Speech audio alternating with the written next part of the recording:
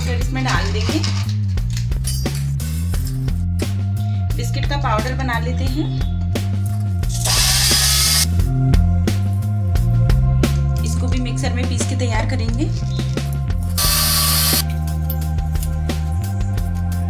Mixer तैयार करेंगे ये बिस्किट का चूरा, और इसमें हम डालेंगे थोड़ा सा नारियल पाउडर, कोकोआ पाउडर और ये बूरा, आधा बूरा इसमें डाल लेंगे, 2 चम्मच घी। इसको मिक्स करेंगे। थोड़ा सा दूध डालेंगे। हाथों से मलते हुए मैंने इसका एक डो तैयार कर लिया है। ये नारियल पाउडर में बूरा मिला के तैयार कर लेते हैं।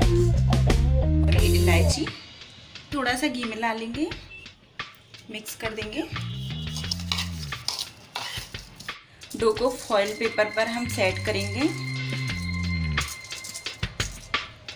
इसको बेलन से फ्लैट करेंगे। अब इसके ऊपर नारियल पाउडर की एक लेयर लगा देंगे। अब इसका रोल बना देंगे।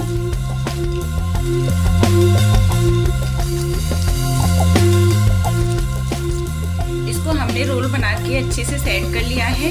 अब 2 घंटे के लिए फ्रीजर में रख देंगे। 2 घंटे हो गए हैं और ये चॉकलेट की मिठाई भी हमारी जमकर सेट हो गई है। तो आप इसको टेस्ट कर लेते हैं।